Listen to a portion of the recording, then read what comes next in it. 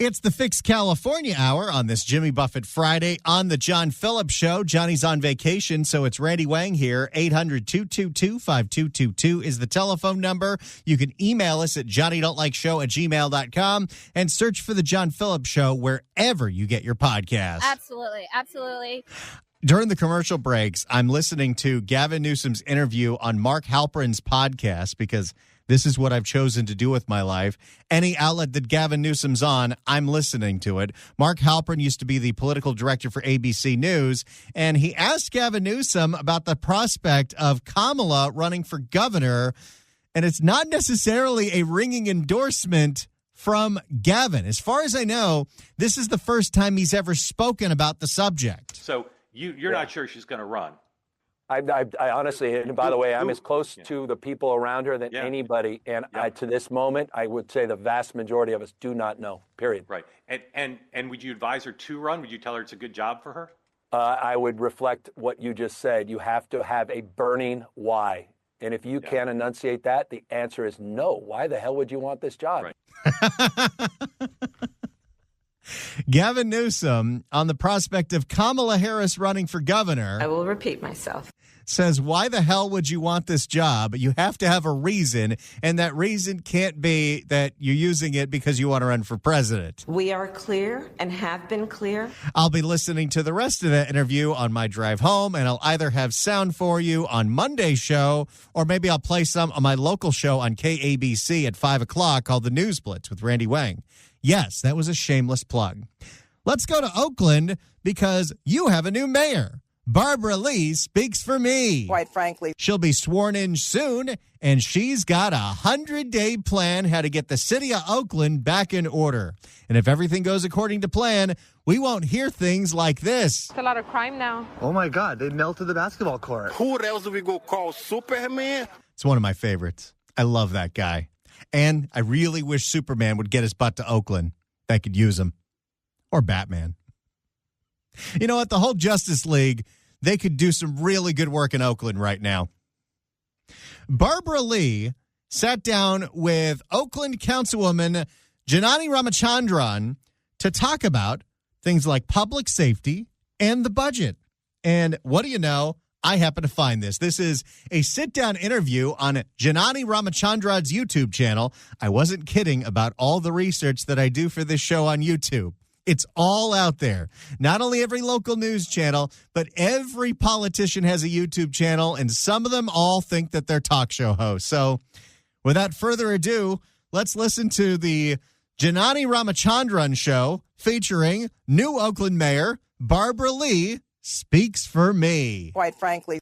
Hi, everyone. It's Councilmember Ramachandran here with Oakland's mayor-elect, the one and only Barbara Lee. Congratulations on your victory. Thank you so much. Hey, that rhymed. Maybe she wants to run for mayor. The one and only Barbara Lee. Congratulations on your victory. Thank you so much, and thank you for your support and your leadership. I'm excited for you, but also a little scared because Oakland is going through a lot these days. You don't say. Do we need another refresher? I said, hell no, baby boy. Let me get up on out of here. To point out the thing that Gavin just said about the prospect of Kamala Harris running for governor. And if you can't enunciate that, the answer is no. Why the hell would you want this job? Right. It's something that you definitely have to ask anyone that wanted to replace Sheng Thao as mayor of Oakland. Absolutely, absolutely. Because if Barbara Lee wants to get her hands dirty and figure out the budget problems and dealing with the public safety crisis, that's very noble. But if this is just a consolation prize landing place because she lost her race for Senate and wasn't ready to retire at the age of 80, well, that's another problem. And I wanted to chat about an issue that's on the top of a lot of people's mind, which is public safety. I know you have a 100-day plan out there, and I wanted to get a sense of, when it comes to public safety, what's something you're hoping to achieve? All right, here we go. Barbara Lee, how exactly are you going to get public safety under control in the city of Oakland, a city where last week a 7-Eleven clerk was robbed and beaten 2 days in a row? And he finally had to quit. Actually, he quit after the first one, and the boss convinced him to stay for just one more day. which never, ever, ever ends well. When it comes to public safety, and we know that Oakland is in crisis, but so are many other cities. But we're here and we... Well, yes, many cities are in crisis. No city is in a bigger crisis than Oakland. There are some smaller cities that are starting to have as bad of a public safety problem as Oakland, notably Vallejo. Our target was set on fire. And Los Angeles is a raging dumpster fire. But Oakland is very, very, very specific when it comes to the amount of brazen, insane crimes that we hear about over and over and over again. It's wild, wild west out here. That guy listens to the show. But we're here and we have passed in November Measure NN. And I always say that that's my North Star, for starters at least, on public safety. What Measure NN is and was passed by the voters that required us to get to 700 police officers. We can't get there quickly, but we'll get there. With attrition and the problems with hiring, not getting anywhere close to that number. And this is a problem that's not just statewide. In some senses, it's countrywide, but it's most focused in California, in large cities, because when every single police force, whether it's the LAPD, SFPD, OPD, or some of the smaller cities, when they're all trying to hire police officers, when they're all out there doing academies, there ends up being bidding wars. And this is very true. The city of Alameda, which is a small part of Alameda County, was offering $75,000 signing bonuses because their police force was so understaffed. So we had people graduating down in L.A. at the LAPD Academy who immediately left for the city of Alameda. And if you happen to be in Alameda County and Emeryville is hiring and Berkeley is hiring, do you really want to be a police officer in Oakland, which you know is one of the most dangerous places in the entire Bay Area and one of the few cities that has this policy where you as a police officer are not allowed to chase suspects? Quickly, but we'll get there. We have a plan to get there. We also have to strengthen our violence prevention strategies. Oh, boy, here we go. This is my issue. You took Sheng away from me. And I know better than most that Sheng Thao was a disaster in the city of Oakland. You know, that's what a mayor do. But to go through the process of recalling Sheng Thao, let's forget the whole FBI raid thing. Although we don't need to forget it because we get reminded about it every day. But you decided to organize. You decided to collect the signatures. It got on the ballot. It passed overwhelmingly. You know, absolutely. And then a few months later, after Sheng Thao is removed, when the special election hits the ballot, the vast majority of Oaklanders do not vote. And the majority of the ones that did said, we're going with Barbara Lee. Quite frankly. And Barbara Lee has a lot of the exact same policies as former Oakland Mayor Sheng Thao. Not a day goes by where I don't wish I could just wave a magic wand and silence the gunfire. That's one of the early Sheng clips, and that one was from her State of the City address. And we still got our Oakland A's, baby. No, you don't. We also have to strengthen our violence prevention strategies along with the Department of Violence Prevention and Ceasefire. And we must... They love touting ceasefire, but when you ask them what the details of ceasefire are, they like to say that it's life coaches for gang members. And a lot of different cities have a lot of different names for this.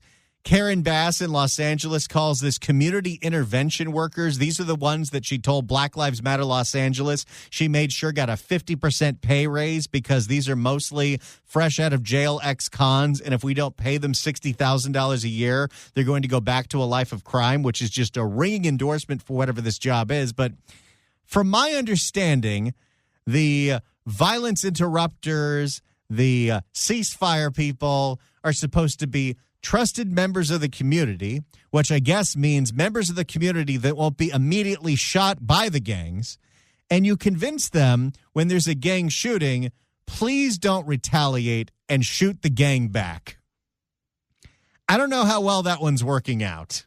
And we must I always have the same thought whenever I hear about any of these programs.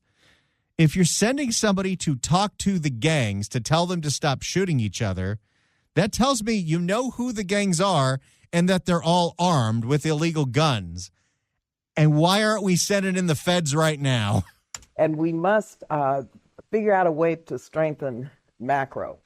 Many want to get... Macro is Oakland's version of ambassadors, which is, if I looked, I'd be shocked if it wasn't staffed by Urban Alchemy, which we have in places like San Francisco and Culver City. And former San Francisco Mayor London Breed, how successful is Urban Alchemy? People have been stabbed in Urban Alchemy. They've been shot. They've been attacked. And they still show up every single day as an alternative to policing for this community.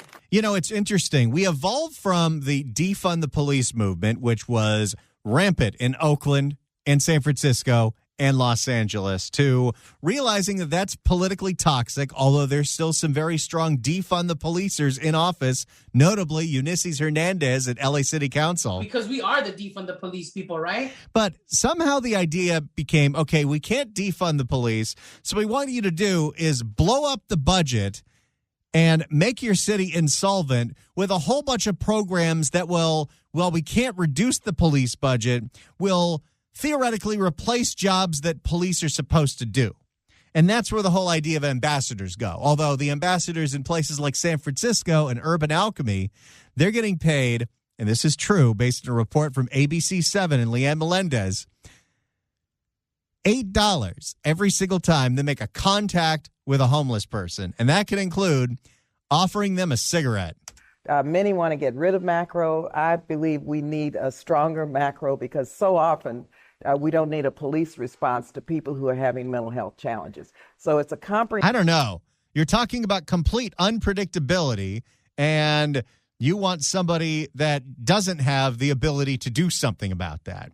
Sure. So it's a comprehensive strategy. It involves looking at how we address human trafficking, which is a shame and moral disgrace here in the San Antonio.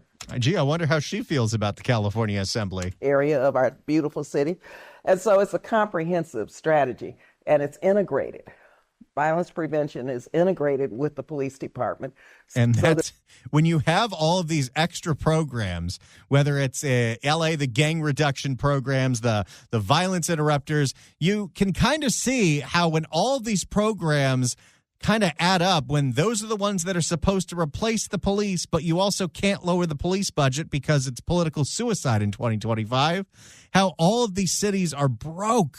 So that we have a strong response on violence prevention, as well as freeing up police officers to do the hard work of policing. Absolutely. Janani Ramachandran, in the show that she hosts on her YouTube channel, does a killer Sheng impression. Absolutely. Absolutely. Absolutely. When we come back, we're going to hear what Barbara Lee and Janani Ramachandran have to say about the city of Oakland's $100+ million budget shortfall. The budget shortfall that was supposed to be eliminated when Sheng sold the Coliseum to a company that doesn't actually have the money to buy the Coliseum. Oakland Bees! We're going through the sound of Barbara Lee, the mayor-elect in the city of Oakland, quite frankly, as she sits down with Councilwoman Janani Ramachandran as they talk about public safety and, of course, the budget. I appreciate your efforts on that holistic approach for sure. Anytime I hear that term, I know it's bad. The second thing I want to ask you is about our budget situation. And Janani was one of the people sounding the alarm about Sheng Thao rewriting the terms of the deal with AASEG, the group that was going to buy the Oakland Coliseum for way less than it was worth. And she was like, hey, we haven't been consulted about this. All of a sudden, we thought we were getting money up front, and now we're not getting it till next year. And by the way, that money got delayed yet another year, which tells me that AASEG didn't have the money to buy the Coliseum, and there might be an investigation as to how Sheng Thao made that deal. Not just healthy, but we are prosperous in regards to our economic development. But she was going on all of the channels at the time, Janani Ramachandran, talking about, we have no idea if we're ever getting a cent of this deal. We're staring down a $280 million structural deficit. This didn't happen. Oh, that got bigger. It was only $100 million. I didn't know it got to 280. That's more than San Diego. We're staring down a $280 million structural deficit. This didn't happen overnight. But I wanted to get a sense of some ideas you're looking to implement to get us out of this perpetual hole, what it seems like we've fallen into. It's so interesting, right? How all of the big cities in California, whether you're talking about Los Angeles, you're talking about San Diego, San Jose, San Francisco, Oakland, all of them got these huge infusions of cash, one-time cash, during the COVID years. The first thing that Biden did as president, the American Rescue Plan. And every single one of these cities took that money and used it to bloat their budget with a whole bunch of ongoing programs that they knew they could not afford. And now it's come to the point where the money has run out, even though, you know, the whole COVID thing ended a long time ago. The money that came from some of these COVID programs is just starting to dry up. And that's why you're hearing that BART is out of money and LA Metro is out of money, and why all these cities are now possibly looking to the state for a bailout, but the state's short on money too. Now, there's a lot of other factors as well, including the economy and inflation and tariffs and all of that. But it's fascinating how every major city in the state of California is having huge money problems right now. Yeah, and we have to have a deep dive, I say, in terms of our expenditures. I believe we need a forensic audit, and I want to have that. I think the first thing we should do is figure out all of the money the city of Oakland has in contracts to the Dong family. Absolutely. Absolutely. Including the contract with California Waste Solutions, their company, because they were noticeably overcharging residents, but they had enough people that were placed there by elected officials to not go after them for that. And then we should also find out if a deal ever got made with the Dong family's modular homes deal, where they were taking shipping containers, converting them into homeless housing, and wanted to sell them to cities like Oakland and San Leandro for $300,000 a pop. You also got to, when we're talking about a forensic audit in a city like Oakland, you got to look at every single contract for every single nonprofit, every single one that deals with homelessness, every single one that deals with gang reduction. I'm going to keep repeating this one because it needs to be repeated. For many years, the city of Los Angeles, through one of its gang reduction nonprofits, was giving money to a nonprofit that was a front for an actual criminal gang. And there's no way that's the only one. We're going through the sound of Barbara Lee sitting down with Oakland City Councilwoman Janani Ramachandran as they discuss public safety and the budget.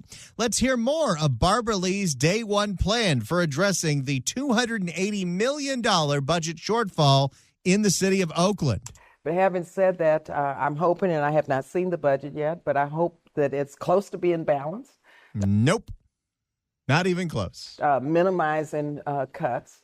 And of course, insisting the budget at least is really a roadmap in terms of our values, that city services are preserved and reset in a way that people feel like that their city government is working for them.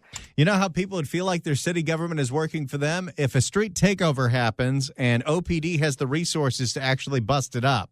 But it's difficult, and this did not, as you said, start overnight. But we have to look at the long-term structural issues with this budget, structural imbalance, and figure out how we dismantle many of those systems that have not worked. And you mean like the homelessness budget? We know that's been bankrupting every major city. Another interesting thing, how much money all of these cities have been spending on homelessness with little to no results to show for it. And now all the city budgets are broke. And reset our budget assumptions make sure that efficiencies in all of our departments are what they should be and that there's no waste. And look at overtime. We know that, that's one that, and I understand, and yes, overtime is very expensive. But when you're talking about staffing shortages in police stations, how do you get around overtime? How do you not? You have to have it. And I know it's a lot of money. I think it's like $88 million last year in the city of San Francisco, but you can't fill these jobs fast enough. It's why the police chief of Los Angeles, Jim McDonnell, almost laughed at the concept of when he was asked at the budget hearing, how are you preparing for LA Metro planning on starting their own police force? And he's like, I'm not really worried about it because we're having our own staffing challenges. How exactly is LA Metro going to staff an entire force? It's very difficult. So overtime, unfortunately, right now is a necessity, but I don't know how you get around that. Make sure that efficiencies in all of our departments are what they should be and that there's no waste. And remember that she said that. And look at overtime. We know that we have just seen an audit. Boy, even when she's doing an interview on television or an interview on Janani Ramachandran's YouTube channel, Barbara Lee always sounds so nervous. And look at overtime. We know that we have just seen an audit that showed that we were out of overtime was out of compliance. So there's a lot we have to do. It's not going to be easy, but as I said, we have to work together to make sure that we make the hard decisions, but that we move forward with revenue. And the only way you balance a budget is you increase revenue and you cut expenses. Yeah, but how exactly do you do that when businesses are still closing left and right? In-N-Out Burger's not coming back anytime soon. That's a whole lot of revenue that's going to neighboring San Leandro, which I believe is the closest In-N-Out Burger. And you have so many businesses. This is a city that lost 3 major sports teams in a decade. But also, in addition, we have to look at the structural imbalance and the structural issues as it relates to the budget. Absolutely. Well, it's contagious up there, isn't it? Absolutely. Absolutely. Absolutely. Well, as chair of the Finance Committee, I appreciate so much your willingness to dive into where we're spending our money and making sure we're using the money we do have effectively. And I look forward to this forensic audit for sure. Oh, we'll be looking forward to it as well, because you cannot tell me in a city like Oakland there is not waste, fraud, abuse, or at the very least jobs and departments that are completely unnecessary, or maybe you can tell me what it is exactly they do. And in fact, I happen to have an exclusive line into what some of those jobs are. Because when you think of city jobs, you think of people that fix potholes, you think of people that fix lights, you think of police, you think of firefighters. Those are the government jobs. You think of teachers, obviously, but that's a different budget than most cities because they have their own budget in schools. But cities have a whole bunch of other departments and have a whole bunch of other positions, some of them very highly paid. And what exactly it is that they do, nobody knows for sure. But there was this weird in-between time before Sheng Thao was, after Sheng Thao was recalled. Absolutely. Absolutely. But before the recall election, I'm not sure who was in charge of the city of Oakland's YouTube page, but the city of Oakland was posting episodes of a podcast which had to have been funded by the city of Oakland, called Oaklanders on the Line. Not making this up. So first off, any city that's using government funds to pay for a podcast might be a waste of money.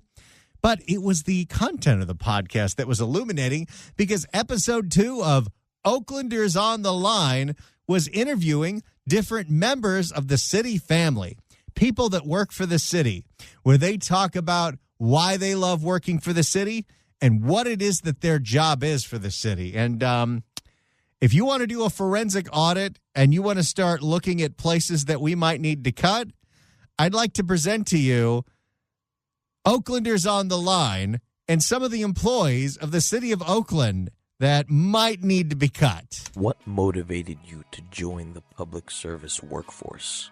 Well, I'm born and raised here, and I like to say that the folks who gave me the game the most growing up were the... Gave me the game? I'm not familiar with that term, but go ahead. I like to say that the folks who gave me the game the most growing up were the classmates and community members who helped each other out. And so I like working for the city of Oakland because I get to work with Black folks from Oakland. And that really matters to me because I think the diversity and the inclusion is also how I like to work with other people at work. And to that end, I think a lot of people care about justice working here.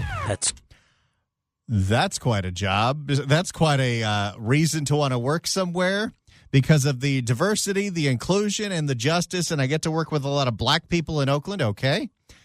So who is this person and what is their job in the city of Oakland? Well, they tell us. That's Karina Liu, the Inclusive Community Engagement Officer for the city of Oakland. I'm sorry. The city of Oakland is paying for what? That's Karina Liu, the Inclusive Community Engagement Officer for the city of Oakland. The Inclusive Community Engagement Officer. We don't have money to adequately send OPD out on the streets to where there's more than 3 officers patrolling the entire hills, as evidenced by one of our callers who called us last week. But we're paying for... What is this job again? The Inclusive Community Engagement Officer for the city of Oakland. And it's not just that. Let's continue. Oaklanders on the line. I love the challenges that I encounter every day and the people that are with me working to overcome those challenges and make things better. That's Jackie Larenzar, the Race and Equity Program Analyst. The what? I'm sorry, what are these jobs that we have in the city of Oakland? How exactly did the city of Oakland get broke? Honestly, if you take every city budget and you just go back 10 years ago, Steve Hilton, who's running for governor, has talked about the fact that the state of California's budget is double what it was 10 years ago. But if you just went back to the 2015 budget for all of these cities, pre all of these homeless taxes and all these homeless programs. That's actually before we started spending all this money on the homeless stuff. But all this other nonsense, wipe it all out. The essential city services would still be there, but what are some of these jobs we have? I love the...